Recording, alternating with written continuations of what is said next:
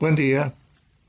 Continuando con este ciclo de difusión de la doctrina social de la Iglesia que estamos grabando especialmente para la cátedra Juan Pablo Magno, vamos a referirnos hoy, como lo hacemos siempre, en forma breve, sintética, a la política, desde la perspectiva cristiana.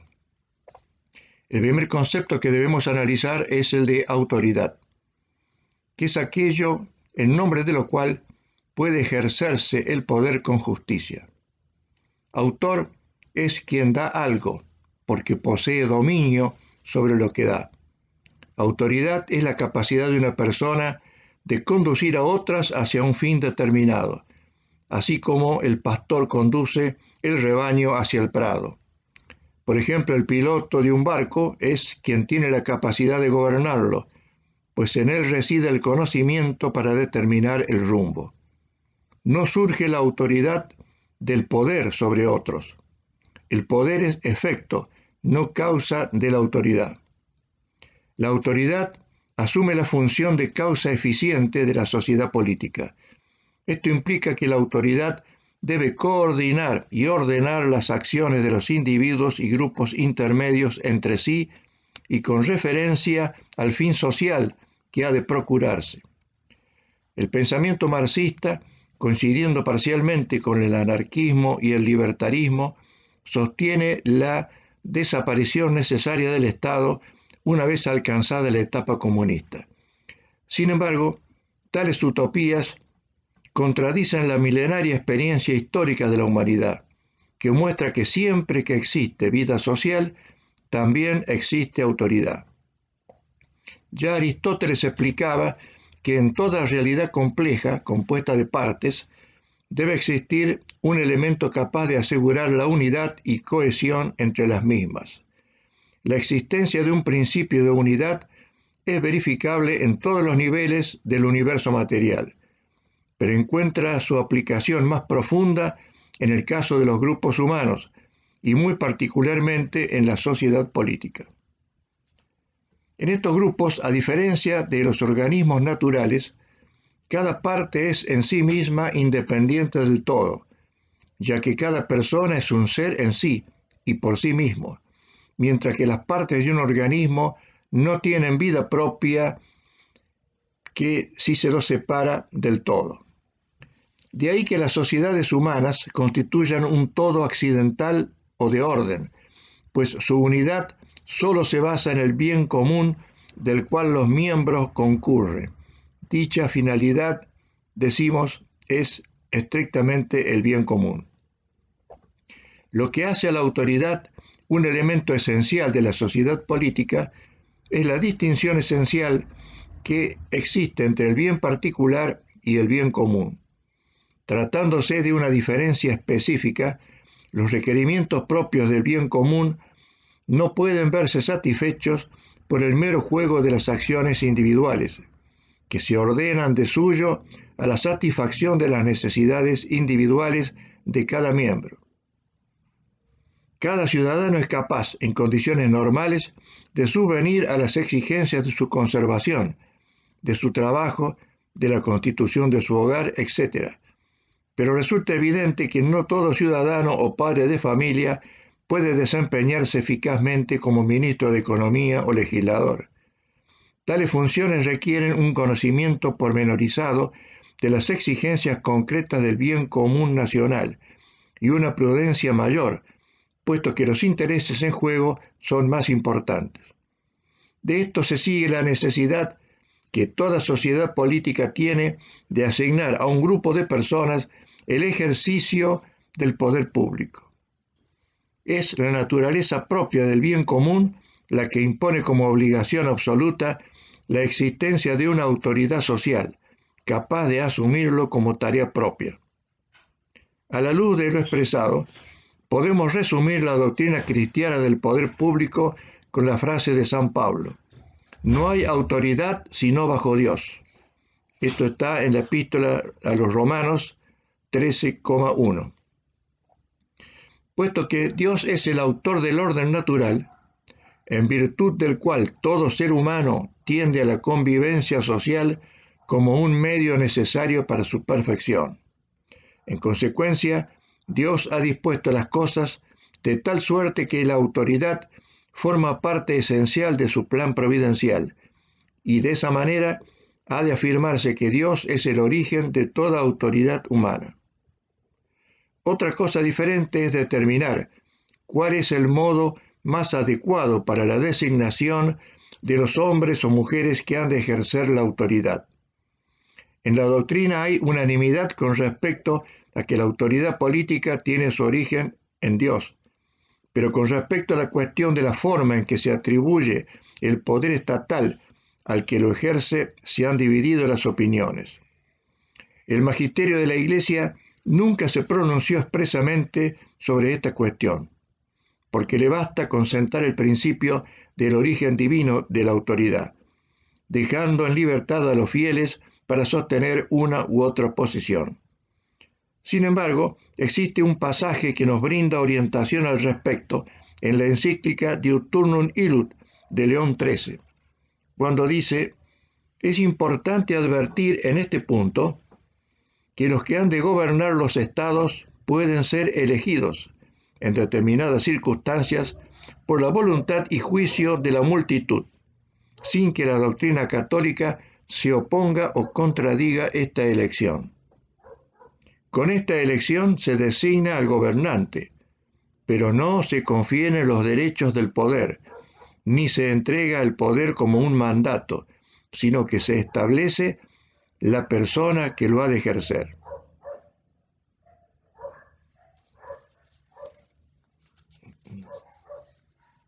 Cuando un grupo territorial se organiza, esta organización tiene naturaleza política. La sociedad como grupo máximo adquiere una organización política. Surge entonces una sociedad política, destinada a procurar el bien común de la comunidad. En este marco adquiere orden la convivencia. Alcanzan armonía y equilibrio las actividades de todos los hombres y grupos. Por eso a la sociedad política se la llama comunidad perfecta, así como en el orden espiritual se considera sociedad perfecta a la Iglesia. Esto no significa que la comunidad humana haya alcanzado el máximo nivel de progreso humano. Perfecta significa, en este caso, que no hay otra que pueda brindar al hombre lo que ella le proporciona: el abastecimiento de todas las necesidades de su vida y de la convivencia. Equivale entonces a comunidad autosuficiente, porque se basta a sí misma, dispone de los medios para alcanzar su fin. La existencia de una sociedad política en cada pueblo se ha dado siempre y se dará en el futuro, porque responde a una necesidad de la naturaleza humana. Pero la forma concreta de la organización, de la estructura de cada sociedad política es variable. Depende de una decisión libre, reflexiva y consciente de quienes integran un pueblo determinado. En el mundo moderno, la sociedad política típica se conoce como Estado. Podemos definir al Estado como el órgano de síntesis, planeamiento y conducción de una sociedad territorialmente delimitada, destinado a procurar el bien común. Suelen mencionarse como datos constitutivos o determinantes del Estado la población, el territorio, el poder y el gobierno. Poder es la fuerza o energía que debe utilizar el Estado para lograr su fin. No se trata de fuerza física exclusivamente.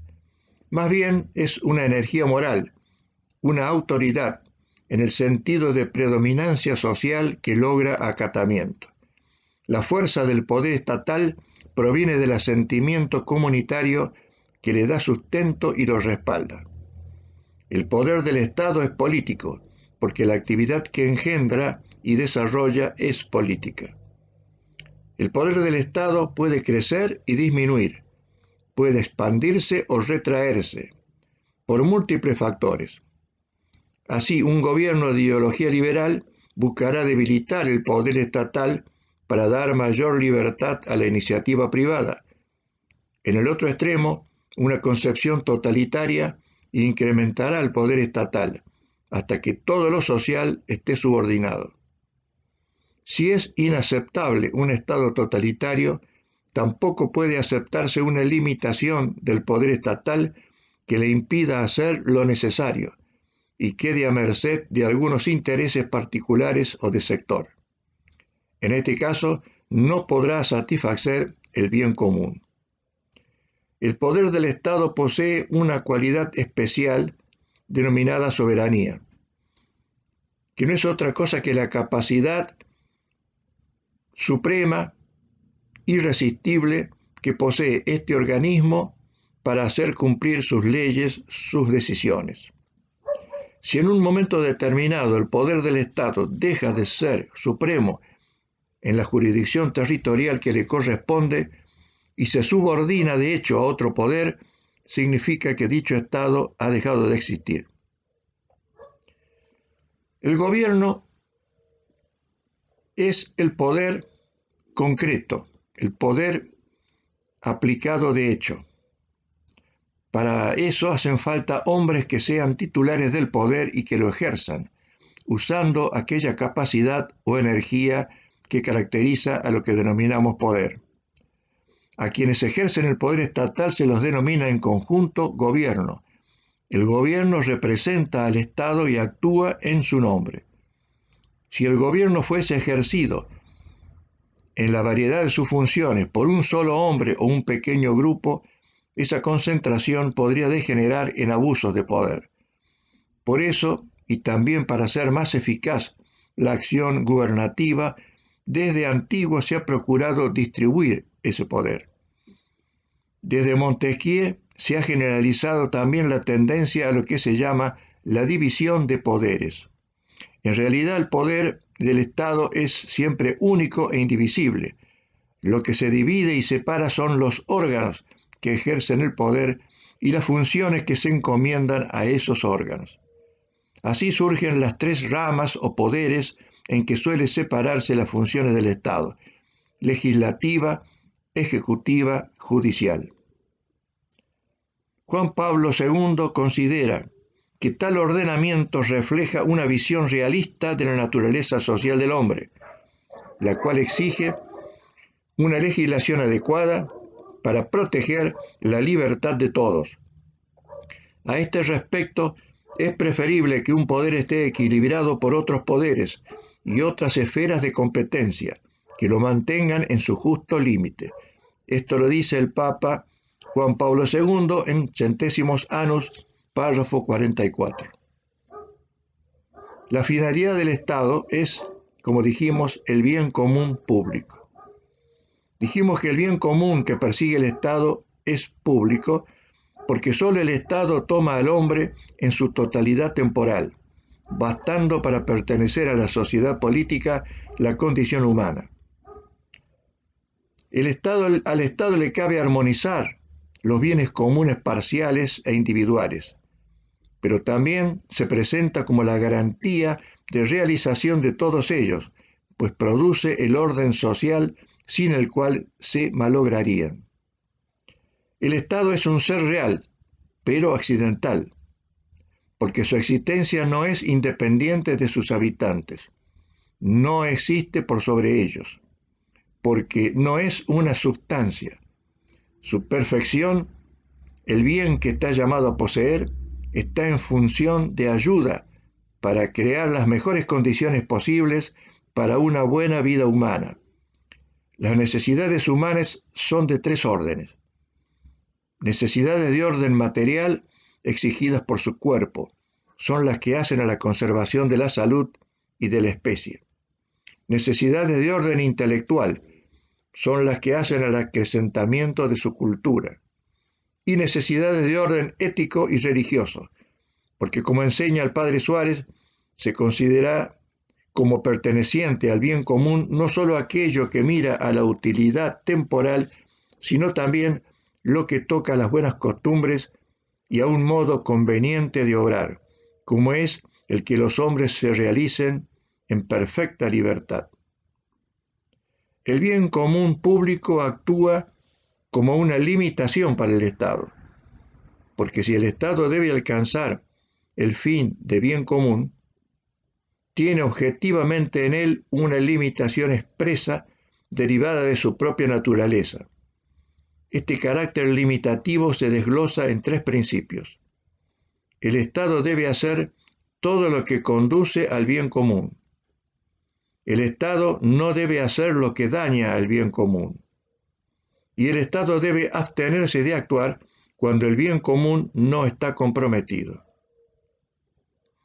Otro principio rector del orden social que interviene en la limitación del Estado es el de subsidiariedad, que fue desarrollado por Pío XI en la encíclica Quadragésimo Anno, donde, sobre el tema en cuestión, enseña: conviene, por tanto, que la suprema autoridad del Estado permita resolver a las asociaciones inferiores aquellos asuntos y cuidados de menor importancia, en los cuales, por lo demás, perdería mucho tiempo, con lo cual lograría realizar más libre, más firme y más eficazmente todo aquello que es de su exclusiva competencia, porque sólo él puede realizar, dirigiendo, vigilando, urgiendo y castigando, según el caso requiera y la necesidad exige. Encíclica Quadragésimo Anno, párrafo 80.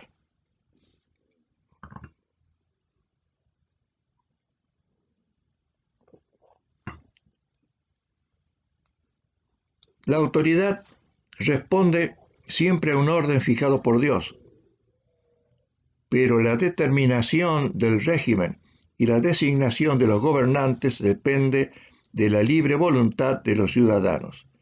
La Iglesia no tiene al respecto preferencias. La diversidad de los regímenes políticos es moralmente admisible con tal que promuevan el bien legítimo de la comunidad que los adopta.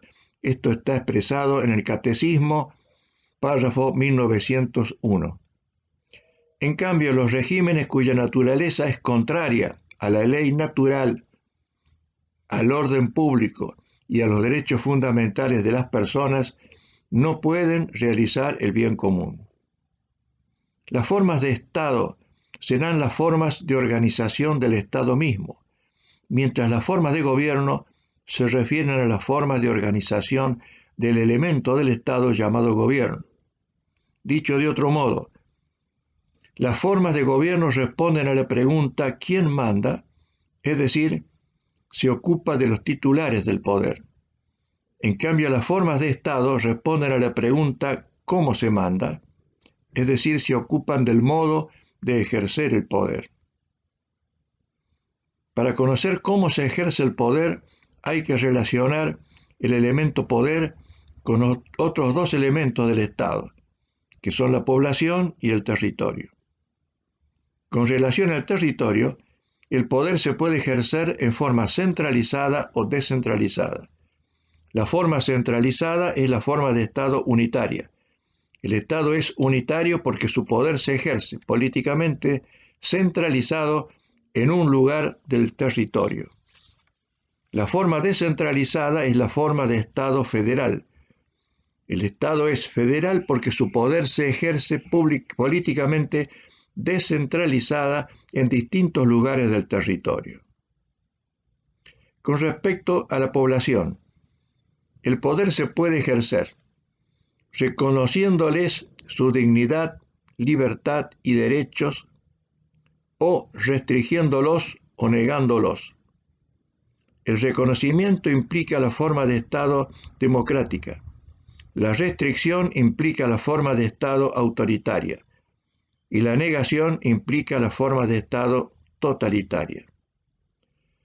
Pío XII, en Benignitas et Humanitas, advierte que la democracia, entendida en un sentido amplio, admite distintas formas y puede tener su realización tanto en las monarquías como en las repúblicas.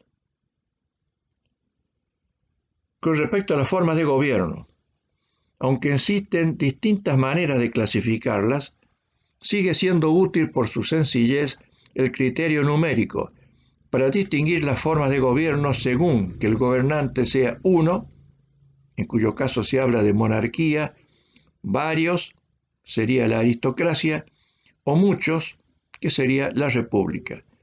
Modernamente se suele equiparar república con democracia, pero aquí hay que distinguir la democracia como forma de gobierno equivalente a república con una ideología democrática que responde a ideas liberales, que es otra cosa. Juan Pablo II aclara: la Iglesia aprecia el sistema de la democracia en la medida en que asegura la participación de los ciudadanos en las opciones políticas y garantiza a los gobernados la posibilidad de elegir y controlar a sus propios gobernantes, o bien la de sustituirlos oportunamente de manera pacífica. Centésimos Anno, párrafo 46. Agrega el Papa que una auténtica democracia es posible solamente sobre la base de una recta concepción de la persona humana, y advierte que una democracia sin valores se convierte con facilidad en un totalitarismo visible o encubierto, como demuestra la historia. Centésimos Annus, el párrafo 46.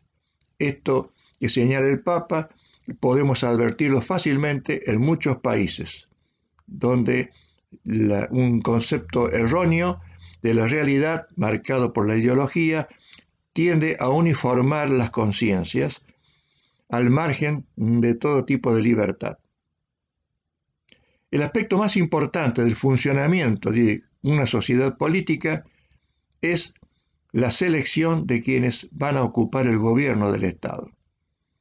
En el mundo contemporáneo, en todos los estados democráticos, la selección mencionada se realiza a través de los partidos políticos.